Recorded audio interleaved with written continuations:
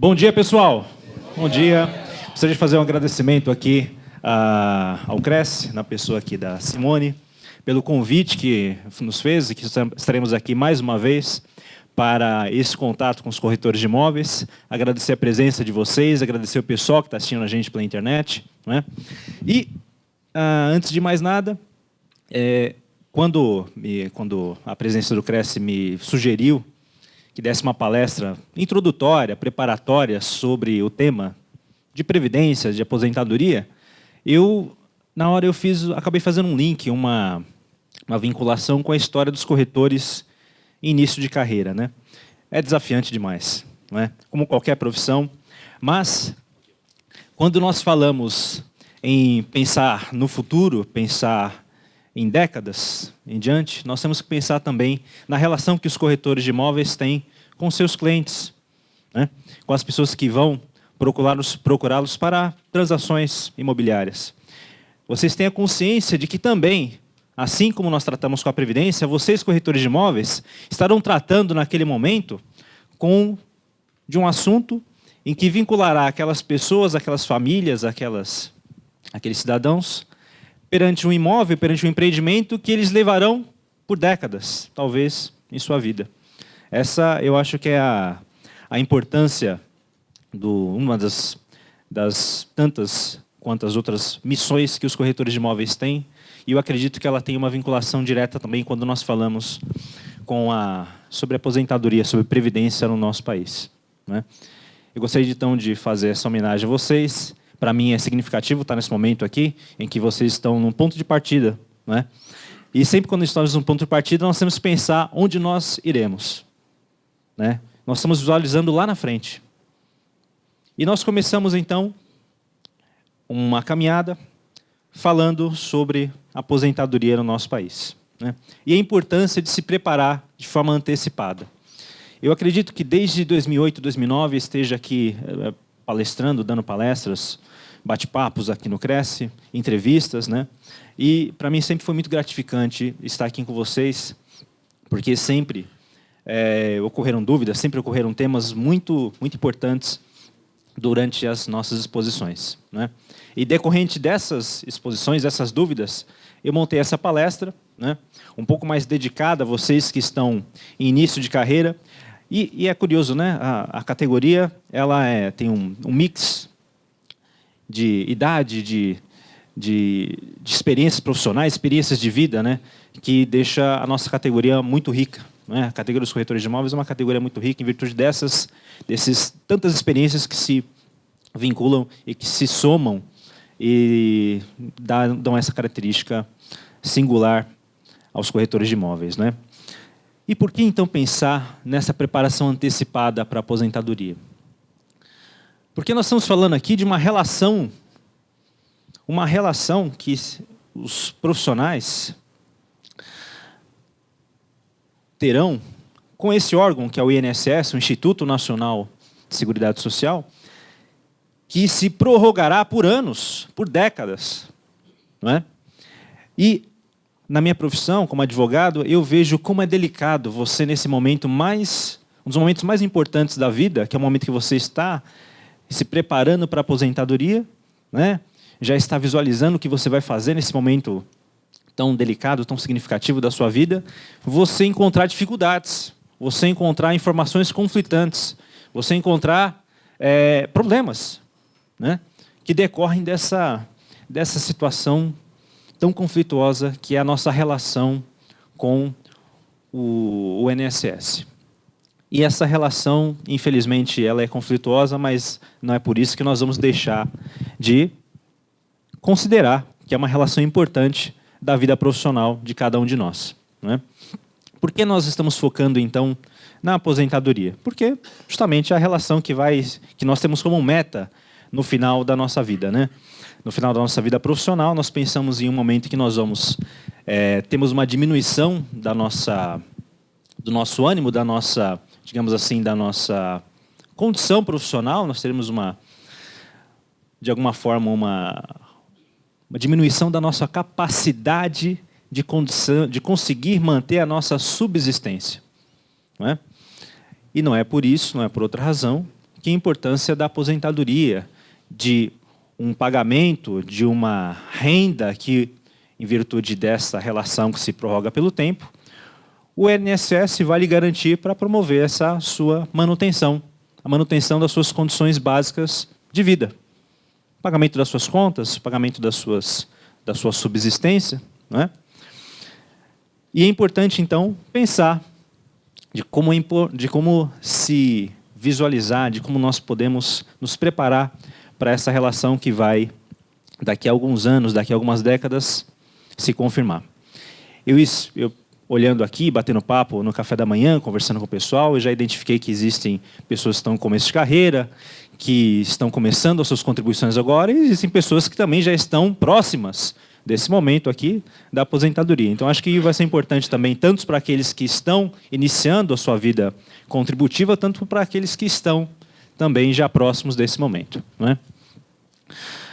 Uma das maiores dificuldades que as pessoas encontram quando vão pensar na sua aposentadoria, quando vão se preparar para a aposentadoria, é justamente a questão do conflito de dados que pode acabar surgindo nessa relação que demora décadas, né? Só dar um exemplo para vocês de como isso pode acontecer. Veja bem, a informatização da Previdência Social, do órgão do INSS, ela começou a se profissionalizar, essa informatização, a partir da década de 90. Até então, existia um sistema de dados, o DataPrev, um órgão que cuidava dessa arrecadação de informações, de levantamentos, de recolhimento, de contribuições, mas era algo ainda muito, apesar de desde a década de 70 esse órgão era algo muito delicado, que só nos idos de 90 começou realmente a existir uma maior preocupação com esse levantamento e com a consolidação desses dados. Então vocês imaginam o seguinte: uma pessoa que estava lá agora, está em vias de se aposentar, em 2016, ela tem que pensar que esses dados que ela vai necessitar apresentar para o INSS são dados que ela pode ter que apresentar documentos, apresentar informações desde a década de 80. Época em que a informatização ainda era precária, não é? Então, essa é a importância dessa nossa palestra na manhã de hoje. Vejam bem, imaginar a seguinte situação: uma pessoa que, no início da sua vida profissional, trabalhou como empregado, com a carteira assinada, e, em virtude de alguma circunstância da vida, essa carteira de trabalho acabou se extraviando, acabou se perdendo, né? É muito comum nós lembrarmos que, há pouco tempo atrás, né, algumas décadas atrás, nós vimos um regime ditatorial em que, se esse cidadão não andasse com a sua carteira de trabalho no bolso, ele poderia ter sérios problemas, né, com a polícia. Era muito comum, então, que essa pessoa andasse com a carteira de trabalho por uma questão de proteção, né, para dizer: olha, sou um cidadão de bem, eu trabalho, tenho carteira assinada, né, além da sua identificação pessoal. E isso, lamentavelmente, acabou fazendo com que muitos desses documentos acabassem, por essa necessidade da pessoa conduzir esse documento consigo, né, diariamente, essa documentação começasse a se perder, a perecer, em virtude de condições de tempo, de manipulação, né? Então é muito comum que nós, hoje, em 2016, nós teremos que lidar com documentação de décadas, que às vezes se encontra, inclusive, em péssimas condições, ou então até, em virtude de circunstâncias da vida, acabou se extraviando, né?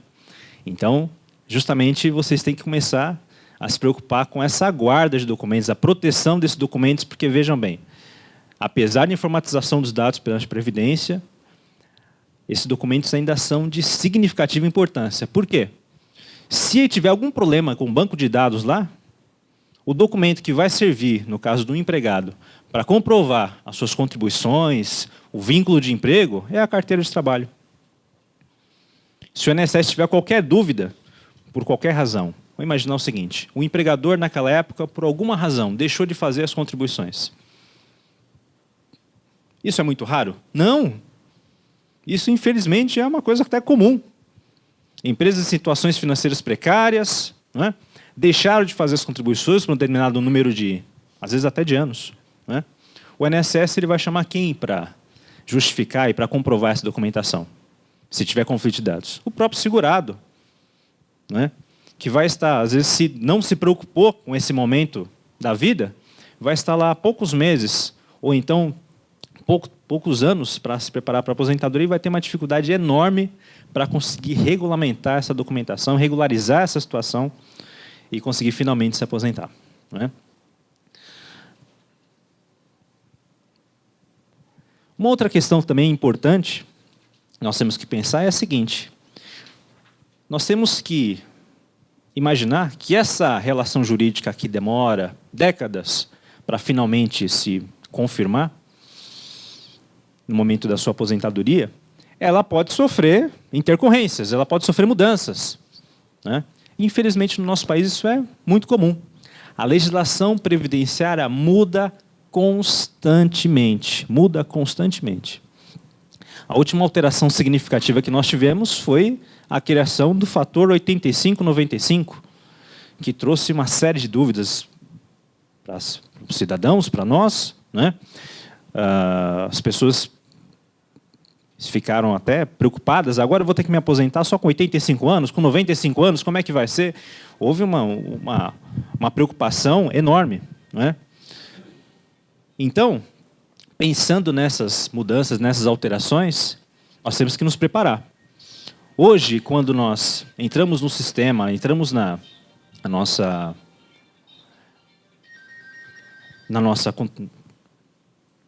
hoje, quando nós começamos a fazer as nossas contribuições, né, nós temos que pensar que daqui a décadas ela terá validade, e só nesse momento, daqui a algumas décadas, é que as regras que valerão naquela data em que eu completar os requisitos para a minha aposentadoria, que elas irão valer. É no momento em que eu vou me aposentar, em que eu vou ter que observar quais são as regras que eu vou me aposentar. Não é por outra razão, então, que nós temos que começar a se preparar para esse momento.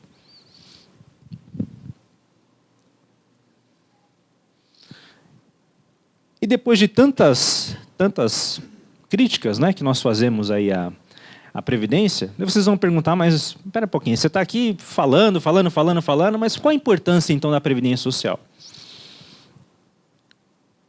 A importância é justamente o que nós mencionamos no início. Vejam bem, dentro do nosso sistema de seguridade, a Previdência Social é a única que pode garantir ao trabalhador, ao segurado, uma quantidade de benefícios tal que nós não encontramos em previdência privada, nós não encontramos em outro tipo de sistema previdenciário. A nossa legislação, apesar das mudanças que ocorreram nos últimos 20 anos, ainda é uma legislação que cobre uma grande parte dos riscos sociais. Invalidez, idade avançada, morte. Se vocês forem procurar perante o sistema bancário, o sistema financeiro, uma previdência complementar que garanta renda para tantas situações como é garantida pela Previdência Social, me desculpe, eu tenho dúvidas se vocês vão localizar, ou se conseguirem encontrar, será um aporte tão grande que deverão fazer que é praticamente impossível, inviável de se fazer. Tá? A despeito disso, nós ainda temos que considerar o quê? Que a garantia da Previdência Social é a garantia dada pelo nosso país. Né? Enquanto existir uma economia pujante, uma economia que garanta a manutenção do nosso sistema econômico, a Previdência Social estará lá para garantir os benefícios para os seus segurados e também para os seus dependentes, aquelas pessoas que dependem do auxílio financeiro daquele segurado. Né? E como é que se enquadra o corretor de imóveis nessa história toda? O corretor de imóveis, meu caro, é o profissional que ofere renda em virtude de transações imobiliárias. Se nós vamos localizar a condição desse profissional na legislação previdenciária, nós encontramos lá o fundamento dele. Ele é um contribuinte obrigatório, como se enquadrará um profissional autônomo, como se enquadrará também um sócio de uma empresa. Esse profissional, então, o corretor de imóveis, ele estará enquadrado nesta condição. Ele é um contribuinte obrigatório, aquela pessoa física que exerce por conta própria atividade econômica de natureza urbana com fins lucrativos ou não. Esse é o enquadramento que o corretor de imóveis pode se inserir dentro da legislação previdenciária. E quando eu falo contribuinte obrigatório, quer dizer o seguinte: a partir do momento em que o corretor de imóveis exerce atividade remunerada, ele estará filiado à Previdência Social. Estará filiado ao sistema previdenciário. Ah, mas então eu não preciso pagar nada? Não, calma. Como é que funciona? Obviamente, o governo tem que saber que você existe. O órgão precisa saber que você está lá. Então você precisa fazer uma inscrição perante o INSS. Algo muito fácil. Você pode fazer por telefone ou fazer, inclusive, pela internet. Você apresenta seus dados pessoais, valida eles e automaticamente você terá um número de inscrição perante a Previdência Social. Para aqueles que ainda não o fizeram. Mas acredito que uma boa parte dos que estão aqui presentes já tenham uma inscrição perante a Previdência Social. Por quê? Porque já devem estar trabalhando com carteira assinada, já foram sócios de empresa, já foram autônomos, cooperados. E é bem provável que você já tenha um número de inscrição perante a Previdência Social. Vocês, inclusive, agora, exercendo uma nova atividade, podem utilizar esse número de inscrição para fazer suas novas contribuições, ou para continuar suas contribuições, agora como corretores de imóveis. Perfeito?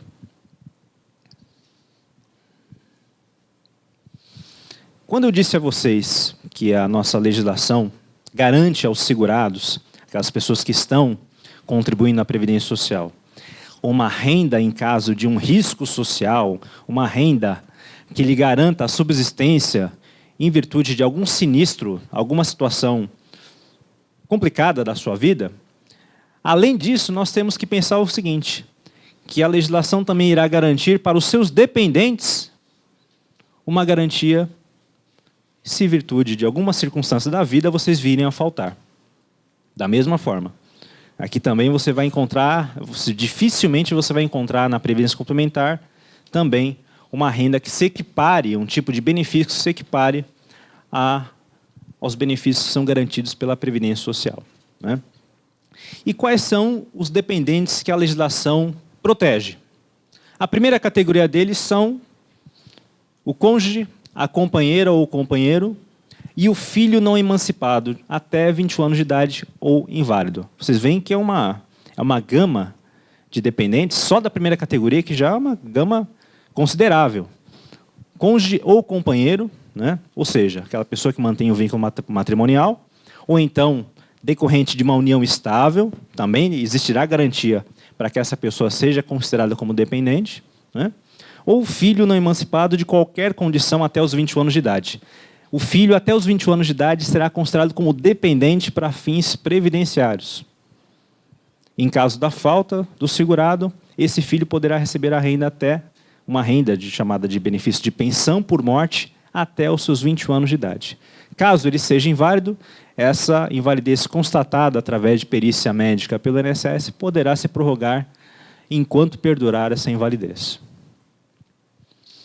Se em virtude da falta dos senhores, do segurado, esses dependentes da primeira categoria não existirem, existirá a garantia de renda para aqueles que estão na segunda categoria, que são os pais. Os pais, se comprovarem que dependem financeiramente desse segurado, podem também ter direito ao benefício de pensão por morte. Olha que interessante. Né? E a terceira categoria, se não existirem dependentes da primeira nem segunda categoria, poderão os dependentes da terceira categoria receberem também o benefício de pensão por morte, que são irmão não emancipado de qualquer condição menor de 21 anos ou inválido, desde que também comprovem que dependiam do auxílio financeiro desse segurado, que dependiam economicamente da renda desse segurado. E como é que eu faço, então, para contribuir à Previdência Social? Para que eu possa garantir um benefício em caso de algum risco social. Na condição de autônomo, eu posso, com aquele número de inscrição, efetuar recolhimentos à Previdência Social seguindo uma tabela, que até alguns anos atrás era uma tabela até um pouco mais complicada e hoje ela foi simplificada, justamente para impedir que existam dúvidas, que exista conflito de dados, né? Até mais ou menos os idos da década de 90, existiam escalas de recolhimento que a pessoa tinha que calcular quantos salários mínimos ela deveria recolher para conseguir, em um determinado número de anos, conseguir se aposentar. Não, isso tudo foi simplificado.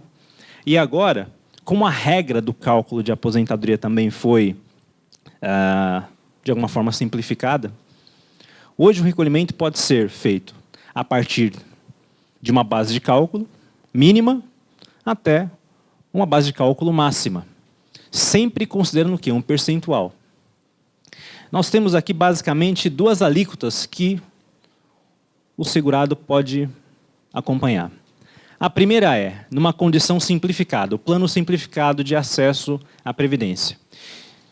Se em virtude da sua condição de renda, o segurado só conseguir fazer o recolhimento sobre um salário mínimo, uma base de cálculo de um salário mínimo, ele pode optar por esse plano simplificado, que é uma alíquota de 11% sobre uma base de cálculo do salário mínimo, que hoje seriam R$ 880.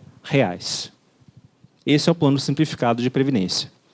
Ele garantirá grande parte dos benefícios, só não terá direito à aposentadoria por tempo de contribuição. Mas os demais benefícios poderá ter acesso. Agora, se o segurado quiser ter acesso a todos os benefícios, incluindo a aposentadoria por tempo de contribuição, ele pode optar por esse plano normal, o plano comum. Seguindo, então, vai seguir uma alíquota de 20%, que poderá vir desde uma base de cálculo de um salário mínimo, até o teto, que hoje equivale a R$ 5.189,82. Vocês têm que sempre pensar nisso. Existe uma base de cálculo mínima, que eu vou aplicar essa alíquota de contribuição, que vou recolher a Previdência, e que ela vai desde o mínimo, salário mínimo, até um teto. Seguindo essa tabela que nós estamos demonstrando aqui. Isso nós estamos falando aqui para o contribuinte individual, que geralmente é o que maior alcança a categoria dos corretores de imóveis, que é o trabalhador autônomo. Não é?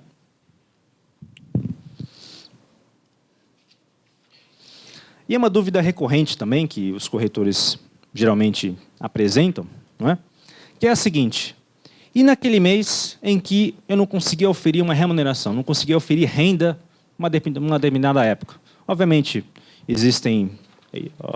dentro da corretagem existe uma sazonalidade, existem intercorrências, existem meses que nós não conseguimos fazer uma transação imobiliária, e obviamente naquele mês você não tem uma renda para declarar a Previdência Social.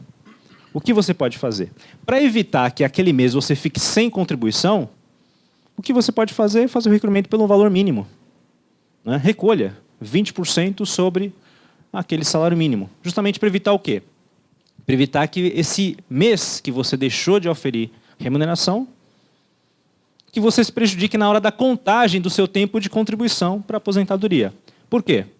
Porque a sua contribuição será contada em anos, meses e dias,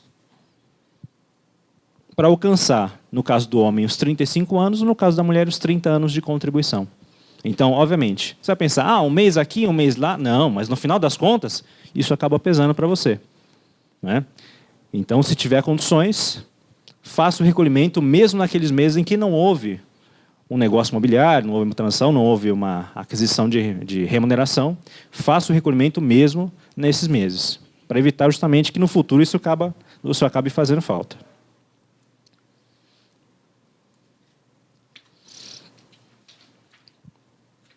E qual é o rol de benefícios que vocês, como segurados, poderão ter acesso quando contribuírem à Previdência Social? Para aquele segurado, para nós que contribuímos à Previdência, primeiro benefício, aposentadoria por tempo de contribuição, que antigamente nós chamávamos de aposentadoria por tempo de serviço. Não é? passou a ser denominada agora de aposentadoria por tempo de contribuição. Para o homem, com 35 anos de contribuição, para a mulher, com 30 anos de contribuição. Existe uma diferença de 5 anos de contribuição para o homem e para a mulher. Não é? Existe idade mínima para acesso à aposentadoria por tempo de contribuição? Não existe. Mas nós vamos ver mais adiante que, em função da sua idade, no momento em que vocês vão se aposentar, essa aposentadoria poderá ter o seu valor diminuído, a sua renda poderá ter o valor diminuído em função da sua expectativa de vida. Quanto mais jovem se aposenta, mais tempo de vida presume-se que a pessoa terá, então essa renda será diminuída em função da sua expectativa de vida. Até nós estamos batendo papo antes da nossa exposição, da nossa palestra, né?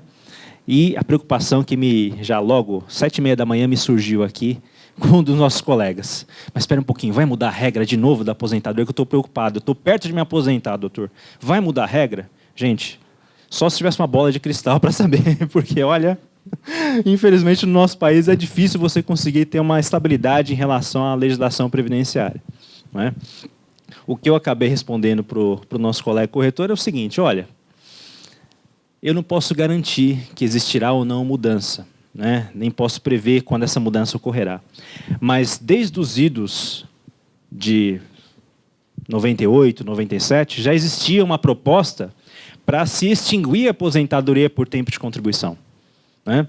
Na época da reforma da Previdência, feita lá por Fernando Henrique em 98, o compromisso que existia na época era a extinção da aposentadoria por tempo de contribuição para que existisse apenas a aposentadoria por idade.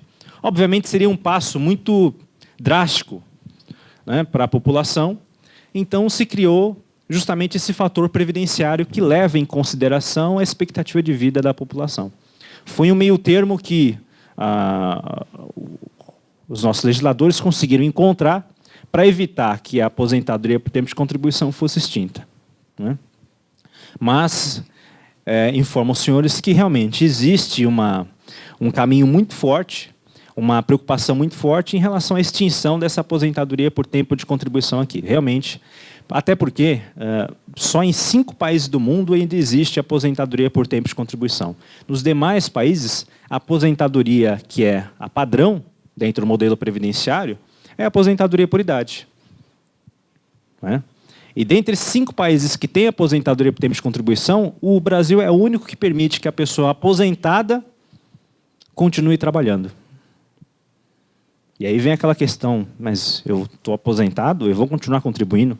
Se você exercer atividade remunerada, você continua com o vínculo obrigatório perante a Previdência Social. Você continua obrigado a recolher a contribuição previdenciária.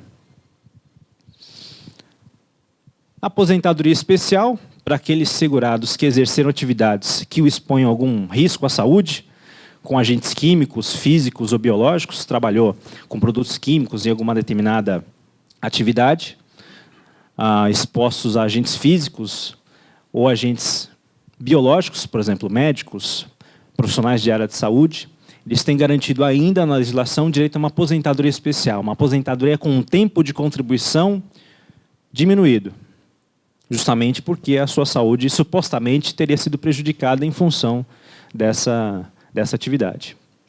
Aposentadoria por invalidez, em função, como o próprio nome diz, o segurado que exerceu atividade, mas por qualquer circunstância da vida, por um acidente, pode ser um acidente de trabalho ou um acidente comum, em virtude de uma doença, em virtude de alguma circunstância que acabou lhe retirando a capacidade de trabalhar. Ficou completamente inválido, sem possibilidade de ser reabilitado em alguma outra atividade, ele vai ter direito a uma aposentadoria por invalidez. Aposentadoria por idade, como o próprio nome diz, agora aqui vinculada à idade, o limite de idade desse segurado, mas, além da idade, ele precisa ter um tempo de contribuição mínimo também. Nós temos que lembrar, pessoal, que nosso sistema previdenciário é um sistema contributivo. O segurado precisa contribuir para ter acesso a esses benefícios. Então, obviamente, sendo um sistema contributivo, se ele, apesar de completar a idade, ele vai precisar também ter um tempo mínimo de carência, um tempo mínimo de contribuição para ter acesso a esse benefício, o que também acaba sendo uma dúvida muito constante, né? Ah, mas eu tenho um vizinho que ele conseguiu se aposentar, ele tinha lá 65 anos, conseguiu se aposentar e nunca pagou INSS na vida. Doutor, você não vai conseguir me aposentar? Eu falei, não, calma. O que aconteceu com ele? Pode ser que essa pessoa que nunca tenha contribuído ao INSS na vida, ele tenha obtido um benefício de assistência social, que é o benefício da nossa lei orgânica de assistência social, a LOAS. É o benefício que pode ser garantido ao idoso e deficiente que esteja em condição de miséria. Não é qualquer pessoa que vai conseguir ter acesso ao valor de um benefício, um salário mínimo, sem nunca ter contribuído na vida ao sistema de seguridade. Só em casos de situação de miséria e quando a pessoa estiver também cumulativamente com uma idade avançada ou estiver em situação de alguma deficiência. O auxílio-doença, que também é uma garantia de renda para aquela pessoa que está momentaneamente impedida de trabalhar, não é? E o abono anual, que é o famoso 13º que todo segurado ou dependente recebe quando está recebendo o benefício previdenciário. Além das 12 parcelas recebidas no ano, ainda receberá mais uma parcela anual a título de 13º salário, equivalente ao 13º salário que nós temos para os trabalhadores do nosso país. E para aquele dependente, para aquelas pessoas que dependem financeiramente do segurado. Pessoal, eu vou pedir então para vocês, ao final da exposição, para guardar a pergunta, para ao final da nossa exposição a gente esclarecer, tudo bem? Obrigado. E para aquele dependente, ele terá direito à pensão por morte, segurado ou segurada venha a falecer, se ele estava nessa condição quando faleceu, garantirá a esse dependente o benefício de pensão por morte. Auxílio reclusão. Pessoal, auxílio reclusão. O que a gente observa de críticas a esse benefício, né? Principalmente rede social. Rede social, o pessoal adora falar mal do auxílio reclusão, né? Rede social, Facebook, que é o inferno para o auxílio reclusão. Gente, olha só. O que é o auxílio reclusão que tanta gente deturpa a sua natureza? É um benefício pago para o preso? Não. É um benefício pago para criminoso? Não, o país está estimulando o crime. Não, gente, não é isso. Vejam bem, olha. O auxílio reclusão é um benefício destinado para os dependentes de um segurado que vier a ser recluso pelo sistema penitenciário. Ou seja, são condições raras, né? Vamos combinar? Vamos combinar? E outra coisa, para segurados que foram detidos em sistema penitenciário, de até uma determinada renda também de contribuição. Não é para todo, é para aqueles segurados de baixa renda que foram detidos em sistema penitenciário. E esse benefício não é destinado para o preso, é destinado para os seus dependentes, para aqueles que nós vimos aqui nos slides anteriores. Então, por favor, né, quando alguém vier numa rede social, num bate-papo lá, falar assim, nós pagamos aqui a nossa contribuição para o sistema previdenciário e nós estamos também ajudando a pagar benefício, renda para os presos, não é nada disso. Tá? Por favor, esse é nosso compromisso aqui de esclarecer também a população e ter acesso à informação real. Né? Serviço social e habilitação e reabilitação profissional. São serviços em que a Previdência destina para aqueles dependentes que que não tiveram condições de acesso à profissionalização, em virtude de alguma doença, de alguma enfermidade, alguma deficiência, eles terão direito ao acesso à habilitação e reabilitação profissional. É um serviço que a Previdência presta para esses dependentes. Agora, bom dia. Como nós estamos falando aqui de uma relação de anos, de décadas, nós temos que pensar também como a legislação trata hoje o cálculo desse benefício de aposentadoria. Como é o cálculo hoje? Para aquelas pessoas que se filiaram à Previdência a partir de 29 de novembro do ano de 1999, o cálculo observará o seguinte critério. é uma média aritmética simples de 80% dos maiores salários de contribuição. De todo o período contributivo. Gente, por que eu estou frisando isso daí? Porque o cálculo não é mais como era antigamente, os últimos 36 salários. Toda vez que eu vou dar uma palestra para falar sobre aposentadoria, eu sempre friso isso daí. Porque existem muitas pessoas que estão ainda com essa ideia de que a aposentadoria é calculada com base nos últimos 36 salários. Tem muita gente que hoje vem no escritório falando, doutor, eu estou próximo de aposentar, agora eu preciso aumentar a minha contribuição. Eu estou faltando agora 4, 5 anos, é bom agora aumentar para o teto?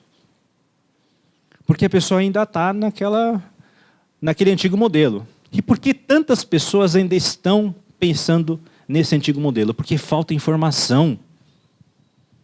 Essas informações aqui que são necessárias para nós pensarmos no nosso futuro, nós temos dificuldade de acesso. Isso era para se passar em propaganda em televisão, em fazer seminários, colocar isso em correspondências destinadas para os trabalhadores, para aumentar o acesso à informação. E não omitir o acesso à informação. Daí pode uma pessoa me falar, não, mas tem no site da Previdência, o cara pode entrar, fazer uma pesquisa rápida e ter acesso à informação. Concordo. Mas o que eu vejo no meu dia a dia é a falta de informações sobre algo que é necessário para a gente se preparar para o futuro. Se todo o período contributivo da minha vida vai entrar no cálculo do benefício, se eu estiver inscrito a partir dessa data aqui, eu preciso saber que tudo que eu contribuí vai entrar no cálculo da minha aposentadoria, não são só os últimos 3 anos. Não é? Lembrando que esses salários que vão entrar nessa média vão ser todos corrigidos, atualizados. Né? E se você for um segurado que vai se aposentar por tempo de contribuição, sobre essa média ainda existirá a aplicação do fator previdenciário. E para aquelas pessoas que se filiaram à Previdência antes de 99, o cálculo será um pouquinho diferente. O cálculo aqui vai considerar como início dos salários que vão ser considerados para a sua média a data de julho de 1994. Vai levantar a mão aí. Por que julho de 94? Não se sabe. É complicado, né? A nossa suspeita é de que, a partir dessa data, com a estabilização da moeda, seria algo que permitiria uma facilitação do cálculo do benefício na hora da sua aposentadoria. Isso não é um argumento muito válido, né? Que a gente pode avaliar ou considerar uma seguinte hipótese. A pessoa, durante toda a sua vida profissional, efetuou contribuições pelo valor máximo, chegou nessa época aqui com um plano real, por alguma circunstância econômica, ele acabou tendo que reduzir a sua contribuição. E aí, justamente a partir dessa data que os salários vão entrar na sua média para a aposentadoria. Isso vai refletir o que ele contribuiu durante a sua vida profissional? Não vai. Óbvio que não vai. Né? Mais uma das questões aí que nós temos que nos preocupar. E também, sobre essa média, vai ser aplicado o fator previdenciário também. E o que é esse fator previdenciário? Que nós estamos falando aqui já há algum tempo. É justamente uma fórmula que, à época, o legislador criou para considerar a sua expectativa de vida no momento em que vocês estão se aposentando, quanto tempo vocês ainda receberão o benefício, em virtude dessa expectativa de vida, quanto mais tempo estiverem recebendo o benefício, esse benefício será reduzido em função da sua idade. Simplificando, quanto mais jovem se aposentar, menor vai ser o valor do benefício. Para vocês terem ideia de como é feita essa diminuição, de como isso impacta na sua renda, uma pessoa que hoje vai se aposentar na faixa lá de uns 53, 54 anos de idade, ela pode ter uma redução de até 40% do valor da sua média contributiva. Aquela pessoa que, desde 94, falou, não, vou me preparar, vou começar a contribuir pelo máximo, e está contribuindo pelo máximo. Vem, contribuindo, maravilha. Faz um esforço máximo para conseguir contribuir pelo maior valor que puder. Quando vai calcular o seu benefício, ele vai ter um redutor, que é o fator previdenciário. Então, apesar de na reforma da Previdência feita em 98, iniciada em 98, não ter sido extinta a aposentadoria e mantida só a aposentadoria por idade, a aposentadoria por tempo de contribuição também continua, mas ela foi diminuída sensivelmente no ponto que mais interessa a nós segurados, que é o nosso bolso. No momento que vou me aposentar, quanto mais jovem eu me aposento, menor vai ser o valor da minha renda. Justamente para obrigar que essa pessoa continue contribuindo por mais tempo, para que ela possa ter uma renda maior. Só que aqui existe um pulo do gato, né? Quando o segurado atinge o tempo de contribuição mínimo, ele pode se aposentar, no caso do homem 35 anos, a mulher 30 anos, ele vai ter naquele ano uma tabela de expectativa de vida que vai lhe dar um redutor na sua renda. Daí ele pensa o seguinte, não, eu vou então adiar mais um ano a minha aposentadoria, porque eu vou ter mais um ano de idade, mais um ano de contribuição, e no ano seguinte eu vou me aposentar melhor. Sabe o que acontece? No dia 1º de dezembro de todo ano, a Previdência divulga uma nova tabela, uma nova tábua de expectativa de sobrevida. E aí é aquela corrida da tartaruga atrás da cenoura, né? Ele nunca sabe quando chega. Ele vai estar sempre correndo, mas chega no final do ano, tomou aqui mais um pedágio aqui, você vai ter que pagar mais um pouquinho aqui da sua renda para conseguir se aposentar. Então, pensem também nisso daí. Nesse atual modelo que nós temos, existe essa circunstância. Agora, nós tivemos uma recente alteração na legislação, quando trata de aposentadoria, que foi a criação desse fator 85/95. Quando se começou a discutir a queda do fator previdenciário e a substituição por um fator que fosse mais adequado para calcular a renda do segurado, uma das hipóteses era justamente essa do fator 85/95. E o que é esse bendito fator 85/95? Ele acabou com a aposentadoria por tempo de serviço, por tempo de contribuição? Não. Ele caminha passo a passo com a aposentadoria por tempo de contribuição. É um fator que ele vem para excluir o fator previdenciário do seu cálculo. Ou seja, o segurado ainda pode se aposentar por tempo de contribuição quando tem 35 ou 30 anos de contribuição. Perfeito. Se ele se aposentar nessa condição, ele terá o fator previdenciário. Agora, se este segurado tiver a soma da sua idade com o tempo de contribuição equivalente ao homem 95 e à mulher 85, ele ou ela poderá ter o cálculo da sua aposentadoria sem o fator previdenciário. Ou seja, a renda vai ser significativamente elevada.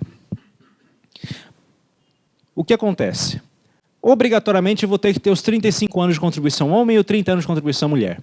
Mas, se a minha idade fizer com que esse fator, essa soma de idade e tempo de contribuição atinja esse fator mínimo, o sistema vai excluir o fator previdenciário do cálculo do benefício. Ou seja, você vai poder ter uma renda significativamente mais elevada no momento da sua aposentadoria. É uma forma, dentre tantas outras, que o legislador encontrou para permitir ou para impedir que a pessoa se aposentasse de forma antecipada. Eu ganho um bônus aqui. Se eu consigo atingir esse fator 95/85, eu posso me aposentar com uma renda melhor. Mas lembrando, sempre eu vou ter que ter no mínimo 35 anos de contribuição homem ou 30 mulher. Se eu tiver mais tempo de contribuição que os 35 anos, homem ou mulher, 30 anos, o que vai acontecer? Eu vou poder compensar com a idade. Se eu não tiver lá a idade de 60 anos, eu vou poder ter menos idade. O importante é que eu tenho um tempo de contribuição mínimo, 35 ou 30, e essa soma entre tempo de contribuição e idade atinge o fator mínimo, 95 ou 85. Lembrando ainda que a partir de 2018, esse fator ele vai ser aumentado gradativamente. Vai ser aumentado. Tá bom? E aí, para que a pessoa consiga retirar o fator previdenciário do cálculo, ela vai ter que ter uma soma de tempo de contribuição e idade muito maior. Mas essa, pessoal, é, infelizmente, uma tendência mundial. Extinguir a aposentadoria por tempo de contribuição para ir garantir apenas a aposentadoria por idade. É uma realidade que nós não temos muito como fugir. Tá? Dentro do nosso pensamento atuarial, do pensamento de garantia, de manutenção, de matemática econômica, de subsistência do nosso sistema previdenciário, infelizmente, é uma das tendências que nós temos que enfrentar. É equalizar essa quantidade de pessoas que nós temos no mercado de trabalho, que vem, infelizmente, diminuindo com o tempo. Se nós diminuímos as pessoas que estão no mercado de trabalho, em função do número menor de nascimentos, porque antigamente, as famílias tinham muito mais filhos, não é? Hoje, apesar da população estar crescendo, não é? O fato é que o número de pessoas dentro dos grupos familiares está diminuindo. As famílias antes eram muito maiores, não é? E hoje nós temos aí um aumento de pessoas na população do país, ao mesmo tempo em que existe uma diminuição de pessoas com acesso ao mercado de trabalho. Obviamente isso vai impactar em algum momento. A despeito disso ainda nós temos o quê? O aumento da expectativa de vida dessas pessoas. Diminuiu o número de pessoas que estão nos grupos familiares, mas nós aumentamos significativamente o número de anos que essa pessoa vai viver por circunstâncias, graças a Deus, que são melhores de condições sanitárias, condições de acesso à saúde, condições de acesso à medicação. Não é? Agora, como eu faço, então, de forma prática, para começar a acompanhar esses dados? Nós tivemos aqui uma palestra que trouxe para vocês os elementos básicos de informações sobre a Previdência Social. Mas e na prática, como é que eu faço para acompanhar a minha situação perante a Previdência? Existe um modo um pouco simples de você conseguir ter acesso aos dados que estão lá perante a Previdência Social. Como é que é essa forma?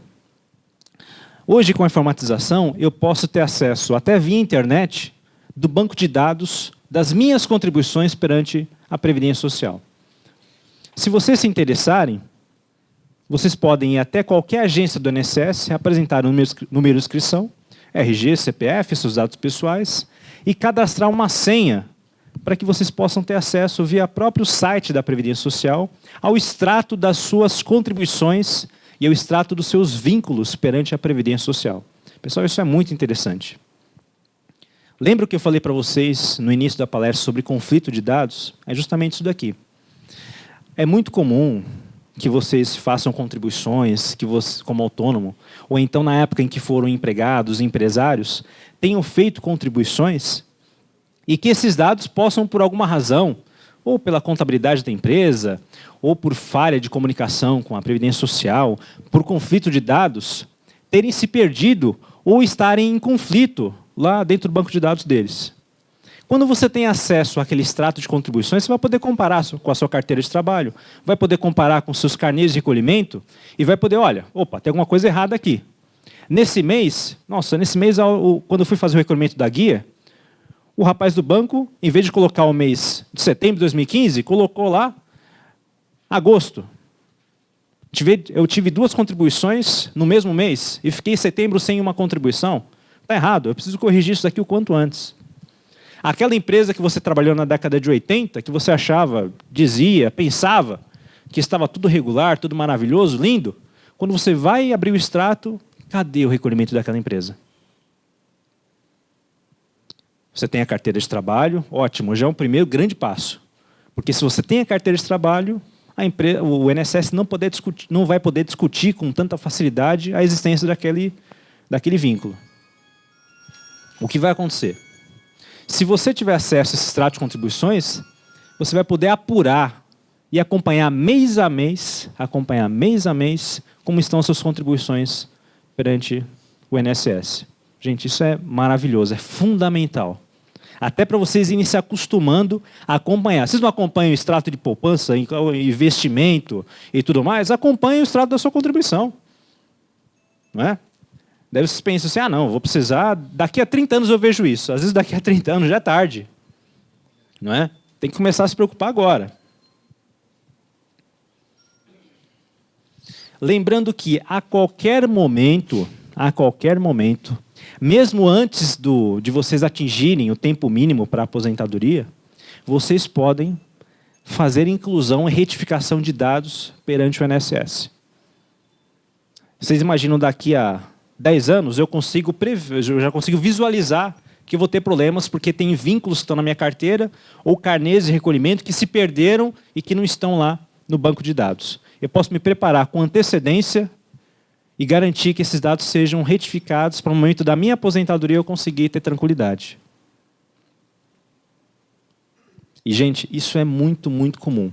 Por que tantas pessoas reclamam ou reclamavam, e ainda tem essa queixa, da demora na concessão dos benefícios? Isso é muito comum, né? Você tem um amigo, um parente, que ele começa a falar, olha, estou me preparando para a aposentadoria. Você fala, ixi, meu Deus do céu, uma complicação, eu tive um vizinho, nossa senhora, começa a contar umas histórias mais ou menos dessa natureza, né? Justamente por quê?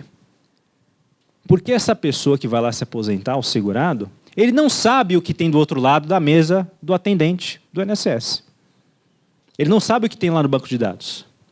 Uma forma de você conseguir acessar essas informações está aqui, é muito clara. Agora, pergunto a vocês, daqui de vocês, quem sabia que era possível você ter acesso ao banco de dados da Previdência? Levante a mão aqui, alguém sabia. Olha, 1, 2, 3, 4, 5, 6, 7. 7 pessoas. Dentro dessas pessoas que estão aqui, 7 pessoas apenas sabiam que você podia ter acesso ao banco de dados da Previdência Social em relativo às suas contribuições. Se você não é muito afeto à internet, o que você pode fazer? Você pode, periodicamente, ir até alguma agência da Previdência e solicitar a emissão desse extrato. Eles são obrigados a emitir para você na hora. Emite esse extrato e você acompanha lá. Lá em 1997 eu tinha esse vínculo com essa determinada empresa, tem as contribuições, o salário que está correto. Outra coisa importante também, questão envolvendo salários. Não é? Você tem determinado valor de salário que você recebia, mas por alguma razão esses salários não constam declarados corretamente perante o banco de dados da Previdência. Se você se prepara antes, você vai poder corrigir esses valores, porque eles vão impactar onde? No valor da sua renda. Não é?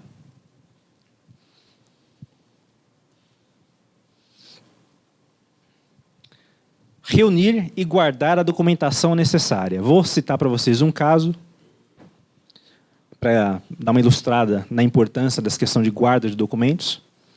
Apesar da informatização de dados, que você pode ter acesso aos extratos de contribuições, ter acompanhamento online sobre essas contribuições, até pouco tempo atrás não existia acesso à informação.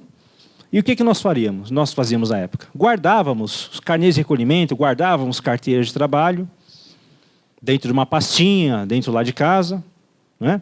E nos preparávamos para que esses dados fossem apresentados perante a Previdência, no momento da nossa aposentadoria. Eu tenho um caso emblemático, né, de um cliente que ele guardava esses carnês de recolhimento, era um autônomo, guardava esses carnês de recolhimento em uma caixinha de madeira, dentro lá de uma parte específica do seu imóvel, só que, em virtude dos anos, essa caixinha foi consumida por cupins. E, obviamente, consumiram também esses carnês. Deu trabalho? Deu. Mas foi possível resgatar essas informações com microfilmagem, que à época existia, década de 70, 80, existia também lá no DataPrev. Microfilmagem. Teve que recorrer aos dados de microfilmagem para conseguir sanar esse problema. Então, cuidado com a guarda desses documentos. E quais provas que nós podemos utilizar para fazer com que o INSS acredite nessas nossas contribuições caso exista conflito de dados? A primeira delas, que é a mais comum para o segurado que já foi empregado, não é? É a carteira de trabalho e previdência social, que é a famosa CTPS. Esse é o documento básico para aquele segurado que em algum momento da vida contribuiu como empregado. Não é? Contrato social, para provar se você não foi empregado, se você foi sócio de empresa. O contrato social com as alterações é documento também importante, é bom guardar essa documentação. Não é?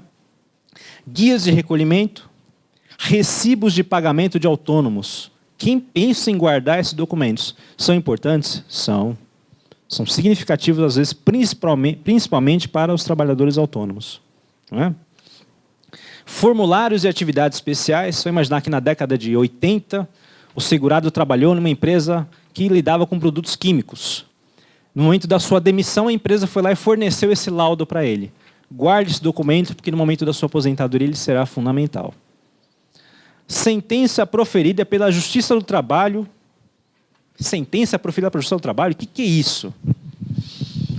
Você pode ter trabalhado em uma determinada empresa, essa empresa não reconheceu o seu vínculo, não anotou o seu vínculo na sua carteira de trabalho, se você era empregado, e você foi obrigado a mover uma reclamação trabalhista contra essa empresa para que essa carteira de trabalho fosse anotada. Daí você vai pensar, maravilha, estou com a minha carteira de trabalho anotada, é o que eu preciso para conseguir me aposentar. Nem sempre é assim. Porque se essa empresa, dentro desse processo trabalhista, não foi obrigada a fazer os recolhimentos da contribuição previdenciária sobre esse vínculo de emprego, você vai precisar ter prova de que essa anotação em carteira, ela teve uma origem. E a origem foi esse processo trabalhista.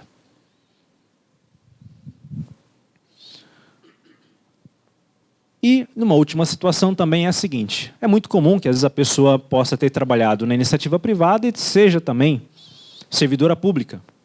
Em algum período da vida, tenha contribuído para um regime próprio de previdência. É importante também, então, que ela tenha guardado consigo uma certidão de tempo de serviço. Uma certidão de tempo de contribuição que possa, perante o INSS, levar essas contribuições, ou o contrário também vale. Levar as contribuições do INSS para um regime próprio de previdência ou vice-versa. Então é importante também ter acesso e guarda desses documentos que são de significativa importância.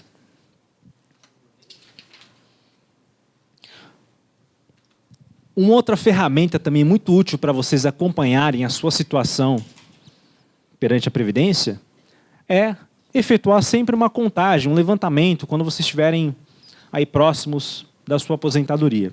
Como é que eu faço esse levantamento? Tem uma ferramenta maravilhosa dentro do próprio site da Previdência Social, que é o simulador de tempo de contribuição. Você joga nesse simulador as datas de início e fim de recolhimentos, seja na carteira de trabalho, seja com as guias que você paga da sua contribuição. Você joga essas datas, clica lá em totalizar e ele vai te dar um discriminativo do tempo que você já possui e quanto tempo falta para você conseguir alcançar o direito à sua aposentadoria. É uma ferramenta sensacional para vocês acompanharem o seu tempo de contribuição. E para aqueles mais que estiverem interessados em saber, ter o interesse de qual vai ser o valor desse benefício no momento da aposentadoria, você ainda tem uma outra ferramenta dentro do próprio site da Previdência, que é um simulador do valor do seu benefício. Você pode jogar o valor das suas contribuições, o valor do seu salário de contribuição, para ser mais preciso, dentro desse sistema. São poucos salários, né? Se você está aí próximo da aposentadoria. Vão ser salários desde julho de 94 até agora. Deve ser uns 200 e poucos salários de contribuição que você vai jogar, não é?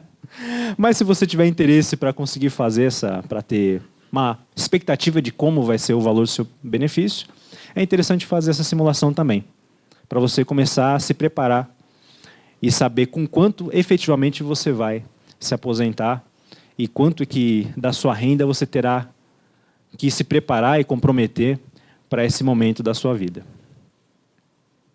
Maravilha?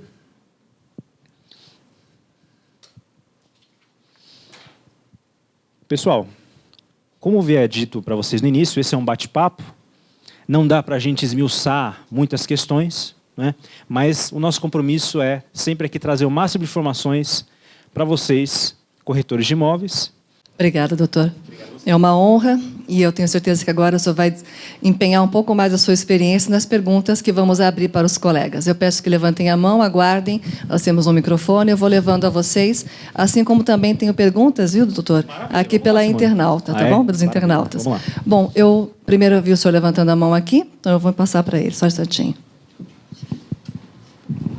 Obrigado. Doutor Vitor, eu queria que você nos dissesse uma opinião sua sobre a reaposentadoria.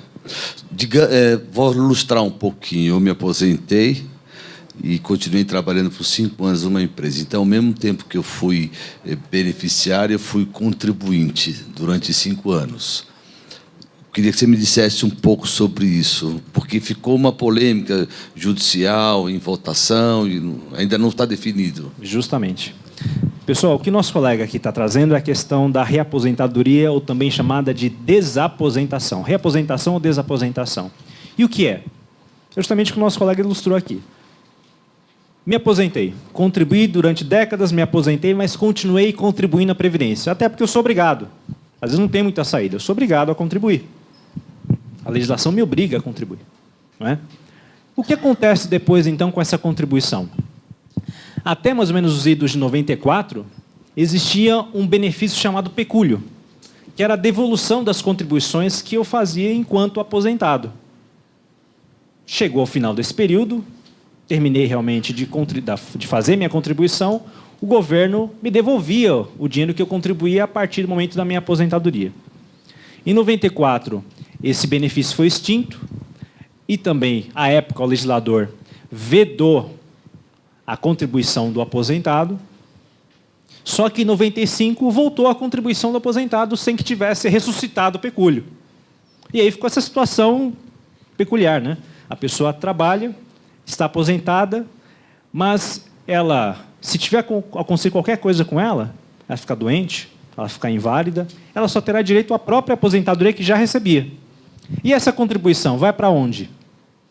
Essa contribuição, segundo o entendimento aí do legislador e de uma parte da jurisprudência também, dos juízes, eles entendem que serve para custear a aposentadoria para as gerações seguintes. No nosso regime de solidariedade, a nossa contribuição serve para custear a aposentadoria da geração seguinte. Polêmico, né? Porque a sua aposentadoria foi calculada com base nas suas contribuições. Não é? Resumo da ópera. Qual é a situação hoje? Hoje, a pessoa que trabalha, estando aposentada, ela contribui, mas não tem direito a recalcular o seu benefício. Se ela quiser recalcular o seu benefício, ela pode até discutir isso numa ação judicial, porque existem juízes, existem tribunais que garantem essa possibilidade da desaposentação, que é cancelar a aposentadoria e recalcular a aposentadoria com base nessas novas contribuições. Mas ainda é muito polêmico. Por quê?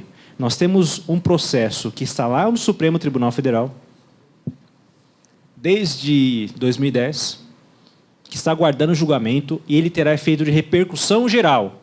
Ou seja, o que for decidido pelos ministros lá, vai ser aprovado para o país inteiro. Tá? Então, eu particularmente acredito que nós devemos esperar essa decisão do Supremo até para tomar uma medida mais drástica ou pensar em uma ação judicial enquanto não tiver definida essa questão. Até porque eu acredito que, se ela for aprovada pelo Supremo Tribunal Federal, é bem possível que o governo vai ter que criar um sistema para recalcular os benefícios, porque o número de pessoas que têm direito à desaposentação é tão grande, mas tão grande, que o Judiciário Federal ia parar só para tratar de questão de desaposentação. Respondi a sua pergunta? Maravilha. Doutor, eu vou fazer 2 perguntas do senhor Celso Barros Júnior, nosso internauta, é de Guarujá. E ele pergunta assim, a primeira pergunta: com o aumento da idade do brasileiro, poderá haver problemas na Previdência? Existe a possibilidade de cortar, em parte, o retorno, acho que o retorno deste benefício, uma vez que a contribuição das pessoas com mais idade ficará bem menor? O que o doutor acha? Celso, o nome dele, né? Celso. Celso, obrigado pela sua participação. Olha, é uma coisa que também me preocupa. Preocupa a muitos profissionais da área, né? A quem está lá tentando administrar, e administrando, na verdade, tanto a Previdência Oficial quanto fundos de pensão. Isso é um tema muito recorrente, né? Eu acredito que, realmente, nós teremos, talvez, problemas no futuro em relação à administração dos benefícios, pagamento de benefícios previdenciários, né? Eu acredito que medidas deverão ser tomadas, mas não tendentes a cortar ou reduzir benefícios. Nós temos que pensar que as conquistas sociais que nós, cidadãos, alcançamos, têm que ser sempre melhoradas. Conquistas são sempre para uma melhor situação. Não é verdade? Agora, ao passo que aumenta a expectativa de vida, aumenta o gasto com a Previdência e a Seguridade Social, nós temos que se preocupar também com a arrecadação. Não é? Temos que se preocupar com a arrecadação. E nós temos no nosso país um problema grave em relação à arrecadação. Há problemas de fiscalização e há problemas na demora da restituição desses valores perante o caixa da Seguridade Social. Né? Nós estamos conversando aí, há pouco tempo atrás, sobre as dívidas, né, de instituições, de grandes empresas, de times de futebol, né, que são grandes devedores da União. Né? Então, tudo isso entra num caixa para que nós nos preocupemos com a saúde financeira da Previdência para nós. Mas eu acredito, Celso, que nosso caminho deve passar por aí. Em melhorar a arrecadação, os sistemas de arrecadação, fiscalização desses grandes devedores, para que nós podemos ter garantia de que essa renda seja garantida para nós. Tá? E uma outra coisa também, nós temos que pensar o seguinte, há pouco tempo atrás, há uns 2 ou 3 anos atrás, existia a discussão, né, houve a discussão da extinção da CPMF, na verdade, há 4 ou 5 anos atrás, e na época também se discutia a extinção de um outro instrumento, que é a DRU. DRU significa desvinculação das receitas da União. Significa que 20% da arrecadação da União podia ser movimentada pelo governo para outras finalidades. Esse instrumento existe desde 98. Ele somente, agora, há pouco tempo atrás, ele foi discutido para que fosse extinto. Ora, se nós estamos discutindo aqui, me corrija se eu estiver errado, que o governo diz que não tem caixa para continuar mantendo os benefícios e a renda dos segurados como existe na atual legislação, como é que, ao mesmo tempo, ele conseguiu manter um sistema que permite que 20% da arrecadação destinada à Seguridade Social possa ser destinada para outros orçamentos da União? É uma contradição enorme. E se vocês forem resgatar um pouco na memória, o governo abriu mão da CPMF, mas manteve a DRU até hoje. Então, até hoje, parte do que se arrecada da Seguridade Social é destinada para outras finalidades, para outros orçamentos da União. Okay. Mais uma pergunta do Celso Barros, também, de Guarujá. O senhor falou rapidamente sobre esse tema, acho até uma questão delicada, polêmica, eu vou fazer a pergunta aqui do Celso. Doutor Xavier, o senhor não acha que o auxílio dado à família do preso é uma retirada de recursos das pessoas que sempre contribuem e que não cometeram nenhum delito? O doutor poderia nos dizer com mais detalhes como funciona, pois desta maneira não acho justo ajudarmos a família de quem está com dívida social. Extremamente polêmico, realmente, Celso. Eu devo confessar, eu sempre falo nas palestras sobre essa questão do auxílio-reclusão e sempre tem polêmica. Né? Eu não acredito sinceramente que seja um benefício que seja lesivo à população, a nós, segurados. É um benefício que está na legislação para garantir a subsistência da família daquela pessoa que está reclusa. Se eu pensar que esse benefício é destinado para a esposa, ou esposo, ou companheiro, e para os filhos menores de idade, se eu pensar que eu tenho que punir essas pessoas, e aí que está o ponto que eu queria trazer para vocês. Se eu tenho que pensar que essas pessoas têm que ser punidas e deixadas à própria sorte, juntamente com a punição que eu pratico, que o Estado é obrigado a fazer contra a pessoa do preso, eu estarei praticando uma dupla punição. Né? Lembrando o seguinte, Celso, sendo mais específico ainda, não são todos os presos que têm esposo, esposa, companheiro, companheira, filhos menores, que têm direito ao benefício do auxílio-reclusão. Não são todas as famílias desses presos. São apenas daqueles que contribuíam e que a contribuição deles à Previdência Social seja de até um determinado valor. Se não me engano, são R$ 1.200 ou R$ 1.300 o valor máximo de salário, de remuneração que essa pessoa poderá garantir o benefício do auxílio para os seus dependentes. Tá? Então, assim, não é uma situação muito comum. o benefício não é destinado para o preso, mas sim à sua família. E essa é uma característica da Seguridade Social. Eu tenho que garantir a subsistência de pessoas que estão em situação de necessidade. Da mesma forma, Celso, que você estará, em virtude dos anos que se passaram, com uma menor capacidade de trabalhar e terá direito, então, a fazer jus à sua aposentadoria, porque já contribuiu durante décadas e agora, com a sua força de trabalho diminuída, tem direito ao benefício.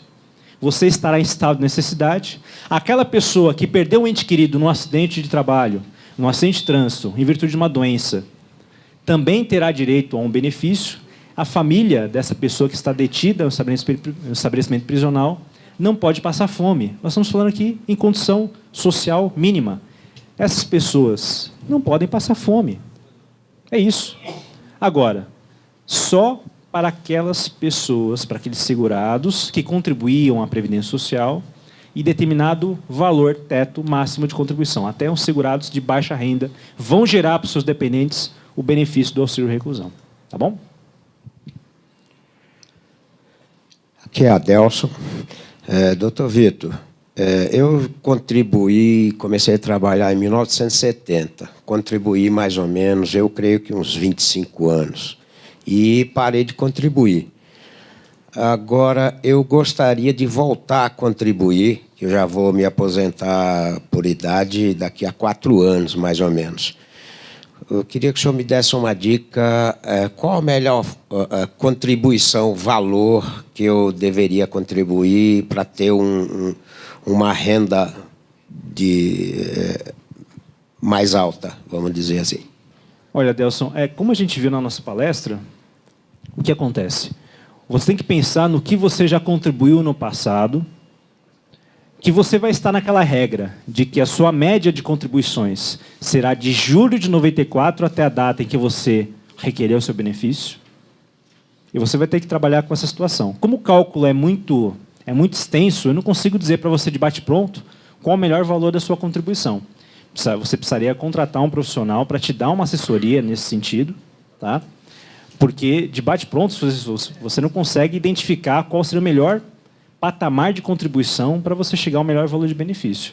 Justamente porque, Adelson, não te frustrando, mas pensando no seguinte, eu vou ter que simular para você com quanto tempo, com qual valor de contribuição você já contribuiu até hoje, ou até quando você completou esses 26 anos de contribuição, e quanto que falta para a sua aposentadoria para você conseguir equalizar esse valor de contribuição. Adelson, de bate-pronto, eu não consigo responder para você. Tá? Mas pensa o seguinte, Adelson, se você já tem 26 anos de contribuição, né, você já atingiu o tempo mínimo de contribuição para fazer jus à aposentadoria por idade. Basta completar a idade. Essa é uma informação que é importante para você. Porque, dependendo do que você já contribuiu, pode ser que existam situações em que não vale mais a pena continuar contribuindo pensando na aposentadoria por idade. Porque você já atingiu o tempo mínimo de contribuição, que seriam uns 15 anos. Basta completar a idade. Tá? Mas, para ser sincero e para ser correto com você, precisaria necessário uma simulação de quanto você contribuiu e quanto falta contribuir para te dar uma resposta concreta. Tá bom? Aqui, infelizmente, não dá para a gente fazer isso. Obrigado. Levantou a mão. Simone, depois. Por favor. Olá, doutor Vitor, bom dia. Sou Idalina. Doutor, eu estou nisso daí. Todas as vezes que eu vejo advogado falando de previdência, lá na palestra eu apareço. Tá? Eu estou com 24 anos e quase 25 anos de contribuição. Tá? E a primeira pergunta era essa que o colega fez aqui também. Tá? Quanto devo? Tem 2 anos que eu parei de contribuir. Tá? E o meu maior problema, PPP. Já teve empresas minhas de eu ter que ir 5 vezes e a colega da senhora, advogada previdenciária também, já levou e não aceita, não passa de jeito nenhum. Aí deixa eu contar um pouquinho o meu histórico. Eu sou enfermeira, né? E exerci esses anos todos. Trabalhei 10 anos na imagiologia, tá? Tanto no país quanto fora do país. E assistencial direto, micro-organismos, bactéria, tudo que tem direito. E o PPP não chega num consenso de jeito nenhum. Tá? E a outra pergunta era essa do colega, e eu tenho uma terceira. O senhor acredita nessa correção do fundo de garantia de 99 para cá, para a contribuição da aposentadoria? Idalina, duas questões, né? A primeira Obrigada, é a desde questão... já. Imagina, obrigado a você. A primeira questão do PPP. O que é o PPP? Parece nome de surfista, né? Perfil Profissiográfico Previdenciário. É o documento que o segurado vai precisar apresentar perante o INSS para comprovar que ele teve exposto a um agente nocivo à saúde durante o seu trabalho. No caso da Idalina, que foi enfermeira, trabalhou com uma atividade específica, ela vai precisar comprovar essa exposição através do PPP. E eu vou dizer para você, Idalina, a sua dificuldade é a dificuldade de milhares de pessoas também. Por quê? Porque se você conseguir comprovar que esse documento é válido para você, você vai ter uma aposentadoria com tempo de contribuição reduzido. E para o INSS, obviamente, isso não é negócio. Por que é tão dificultoso o acesso à aposentadoria especial? Justamente por isso. Porque a aposentadoria vai ter que ser paga antecipadamente para você que é segurada. Então, mais ou menos também, desde a década de 90, a legislação que trata da aposentadoria especial vem sendo modificada constantemente, e as exigências também são as mais variadas possíveis. O documento tem que ser assinado por um profissional, tem que trazer cópia do documento do profissional que assinou esse laudo. Vou dizer o seguinte, em muitos casos, o que vai resolver realmente vai ser uma ação judicial. Porque esses requisitos, essas minúcias que a legislação, e às vezes até instruções normativas do INSS, elas vêm trazendo para dificultar o acesso à aposentadoria, elas no judiciário, muitas delas são derrubadas. E aí você vai conseguir acesso a um melhor benefício. Agora a questão da sua segunda pergunta, que é o fundo de garantia, né? A correção do fundo impactaria no benefício previdenciário? Não vejo possibilidade. Fundo de garantia é um sistema, né? Fundo de garantia por tempo de serviço. Nem sei se isso realmente vai ser aprovado, essa correção. Também corre uma ação judicial no STJ para tratar dessa questão, na mesma forma como foi a época do Plano Collor, Plano Verão, né? Mas aqui eu não sei dizer para você que fim terá. Mas isso não vai impactar perante a contribuição previdenciária, porque são regimes, são sistemas diferentes. Um é fundo de garantia perante a Caixa Econômica e outro é a contribuição previdenciária para a sua aposentadoria, que não se conversam e não se relacionam entre si. Tá bom?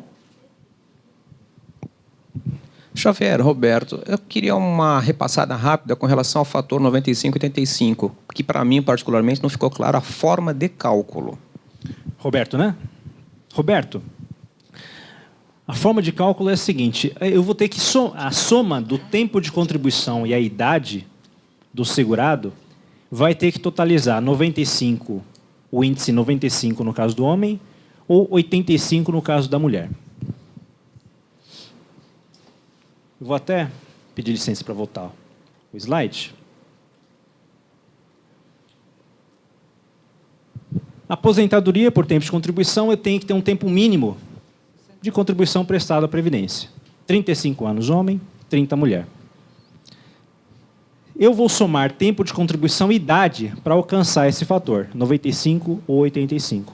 É exatamente isso daí, é a soma de tempo de contribuição e idade.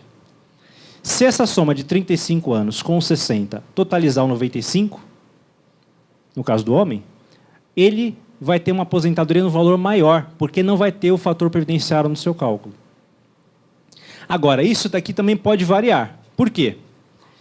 Se eu tiver mais tempo de contribuição, vamos imaginar, eu tenho lá 40 anos de contribuição, e tiver menos idade, mas a soma de um e de outro totalizar os 95, que é o que a lei exige, eu vou poder também me aposentar nessas condições. O tempo mínimo exigido é de 35 anos homem e 30 anos a mulher. Mas se eu tiver mais tempo de contribuição, a idade vai poder ser diminuída para alcançar o que importa, que na verdade é o índice, 95 ou 85. Vamos lá, Roberto. A média aritmética é levada em consideração ou não? Também. Vai levar em consideração. Eu tiro o fator previdenciário, mas a média, como a gente explicou aqui, a média de salário de contribuição vai ter que ser utilizada. A única diferença é que vai ser afastado o cálculo do fator previdenciário. Espera só um minutinho, vamos aguardar o microfone? eu pegar o microfone. Espera só um minutinho. Vamos esperar o microfone? Calma. Já respondo a sua pergunta. Vamos lá.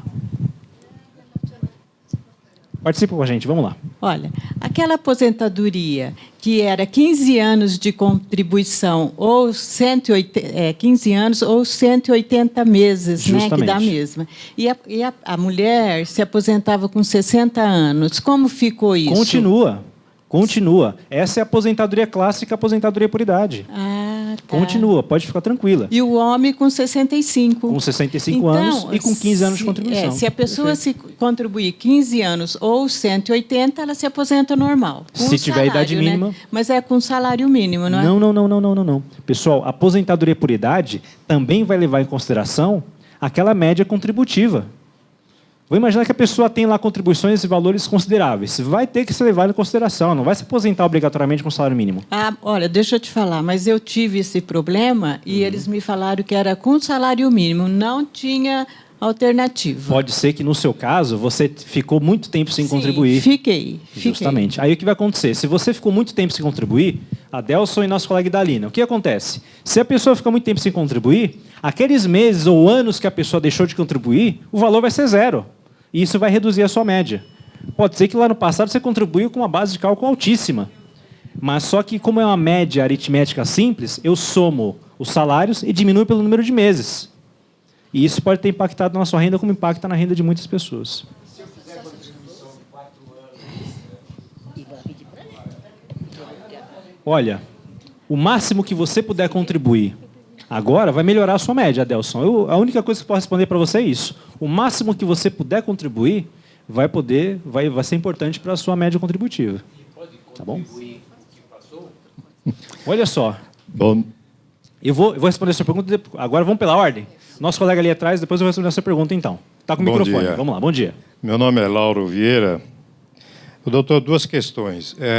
A primeira, eu posso contribuir os meus atrasados? A outra, aquela questão da contribuição que vale para a aposentadoria, tão somente se contribuir com os 20% de alíquota? Vamos lá. São duas questões. A primeira é a seguinte: eu posso recolher contribuições em atraso perante a Previdência? Pode. Por quê? Porque se você é um contribuinte obrigatório da Previdência Social, se você deixa de recolher, você está em falta. Pode ser importante aqui para os nossos colegas aqui também. Se eu estou em débito com a Previdência, eu posso recolher esses atrasados sim, é permitido. No caso do autônomo, o que ele precisa fazer? Ele precisa comprovar que ele tinha atividade naquele período que ele estava sem recolhimento. Ele vai à Previdência, apresenta a documentação, eles fazem um cálculo, vão calcular, vão fazer apuração, juros, correção e multa, emitem uma guia e você pode fazer o recolhimento. É perfeitamente possível. Tá? Agora, desculpa, repete para mim essa questão que ficou um pouquinho confusa. Quando você mostrou o quadro da alíquota de contribuição, sim. 11% é o plano simplificado. Dava um rol de benefícios. Sim. E os 20%, além daquele rol, mais a direito à aposentadoria. Então, a questão é se para a aposentadoria vale tão somente se contribuir com os 20%. Agora entendi. Se você estiver preocupado com uma garantia de uma aposentadoria por tempo de contribuição, eu recomendaria que você optasse para a alíquota de 20%, que é o plano normal. Tá? Por quê? Pelo plano simplificado, você tem direito aos demais benefícios, exceto a aposentadoria por tempo de contribuição. Se você quiser optar lá para frente com a aposentadoria por tempo de contribuição, tendo contribuído pelos 11%, você tem que fazer o recolhimento da diferença, dos 9%. E aí, às vezes, vai ser complicado. Não é? Você fazer esse complemento para chegar nos 20%. Então, se você estiver preocupado com a aposentadoria por tempo de contribuição, o ideal é contribuir pela alíquota de 20%. Tá ok? Mais algum questionamento aqui do nosso colega? Doutor João Batista, eu já ouvi teoria, quando eu digo teoria é porque eu não tenho conhecimento aprofundado, que não busquei, de contador que fala assim, mesmo você ter inscrição no INSS em 2000, em 2000, você ficou 4, 5 anos sem contribuir. E você tem inscrição lá, que você era autônomo, essas coisas assim. E, segundo a teoria, eles já alegaram para mim que o INSS passou de 5 anos que você parou, eles não aceitam mais que você recolha, mesmo sendo que aquele tempo, se você recolher, você completa, fecha a data, fecha a quantia que você precisava. Eu já ouvi isso, mas não me aprofundei a buscar mais informação para saber se é teoria ou verdade. Outra coisa, o pessoal que era INCRA, que trabalhava na área agrícola, na área rural, e às vezes tem algumas dificuldades, no caso do irmão meu, para comprovar que ele tinha um exemplo, ele tinha 5 anos e o INSS ele fez uma contagem que já era para aposentar, o INSS só deu 2 anos, porque durante esses 2 anos ele comprovou lá que ele tirou um documento num ano e tirou outro no outro. Mesmo que o INCRA local, o sindicato rural local deu tudo, a documentação para ele, ele vai ter que entrar na área jurídica para poder tentar, porque o INSS não aceitou. Essas são as duas perguntas. A primeira é a inscrição bem antiga, para poder você recolher e complementar. Perfeito. Olha, pessoal, é possível sim fazer recolhimentos de contribuição em atraso, mesmo passados mais de 5 anos. Tá? O autônomo é permitido fazer isso daí sim. É um pouco mais complicado? É, mas é permitido. Você vai ter que entrar com um processinho lá na Previdência, comprovar que, além da inscrição, você tinha atividade, e eles vão emitir, como eu mencionei a vocês, emitir uma guia de contribuição com cálculo atualizado e permite você fazer o pagamento, fazer a indenização desse tempo retroativo. É permitido sim. Por que existe essa diferença de 5 anos contados para trás ou para frente? Porque se você considerar 5 anos, que é o prazo da prescrição tributária, que é o prazo que a lei dá para extinguir a exigência da contribuição, não é? Você pode fazer esse cálculo 5 anos contados aqui, 2016, 5 anos para trás, você consegue fazer o cálculo até pela internet. Agora, anteriores a isso, você precisa desse processinho perante a Previdência para conseguir fazer a indenização. Essa é a única diferença. É um pouquinho mais complicado? É, mas é permitido fazer sim. Quando o senhor diz processinho, é ação jurídica. Não. É um processo administrativo perante a própria Previdência. Tá? É uma apresentação de documentação, eles abrem um processo para calcular essa indenização e emitem a guia para você. Ok? Agora, essa questão do trabalhador rural realmente é uma questão muito complicada. Eu tenho, infelizmente, também acesso a várias informações, a vários casos que acabaram indo para a via judicial. Tá? Porque a dificuldade também, muito parecido com a questão da aposentadoria especial, a aposentadoria do trabalhador rural também é muito dificultosa. Por quê? Há algumas décadas atrás, era permitido que o segurado especial, que exercia atividade em regime de economia familiar, pudesse ter acesso a uma aposentadoria sem que tivesse feito contribuição efetiva à Previdência Social. Então, por essa razão, a legislação é bem rigorosa para conseguir garantir o direito à aposentadoria para ele. Tá? Doutor Vitor Hugo, meu nome é Thales. Eu queria parabenizá-lo pela clareza, prestatividade e direcionamento com muita objetividade da sua palestra. Obrigado. Muito Thales. obrigado. Obrigado mesmo. Desculpe, doutor Vitor, mas deixa eu explorar o senhor um pouquinho. Esse contrato de parceria que a gente faz com as imobiliárias, ele serve para fazer esse cálculo? Serve sim. Dalina, toda prova que eu puder utilizar como prova de atividade remunerada, contrato de parceria, às vezes os contratos que os corretores fazem para garantir a corretagem é prova de serviço. É prova de atividade remunerada. Você pode utilizar perante o INSS, sim, vale sim. Vale sim. E sabe o que é interessante? O INSS tem utilizado, sabe como critério? Um documento para cada ano que eu quero fazer a indenização. Se eu provar que eu exerci 1 ano a atividade como corretor de imóveis, um documento com data específica, identificação sua, data específica, identificando que existiu um trabalho, eu posso utilizar aquele documento para cobrir todo o ano para fazer a indenização. É ótimo. Bem interessante. Beleza. Tá? Obrigada. Nada. Parabéns. Obrigado. Doutora, vamos mais uma última pergunta. Meu nome é Maria, eu tenho 2 carteiras profissional, né? A primeira está perfeita, mas a segunda, ela, conforme você vai mexendo nela, ela vai deteriorando, sabe? Vai caindo nos pedaços. O que eu faço para manter essa carteira? Eu posso tirar uma xerox para futuramente ter como prova? Olha, Maria, o que eu faria é o seguinte. Primeira coisa, levar essa carteira perante a Previdência para ver se os vínculos que estão nessa carteira já estão no banco de dados da Previdência. Certo. E se tiver alguma falha de informação, você já puder alimentar com o estado que a carteira tiver. Porque com o passar do tempo, é possível que essa carteira vai se deteriorar. O Xerox, a cópia, o INSS tem dificuldade de aceitar. Ele vai pedir documento original. Por isso a importância da guarda dos documentos. Tá? Então, a primeira coisa que você faz é levar a carteira para ver se os vínculos estão já comprovados lá. Porque se tiver alguma falha, você já aproveita para corrigir agora. Tá?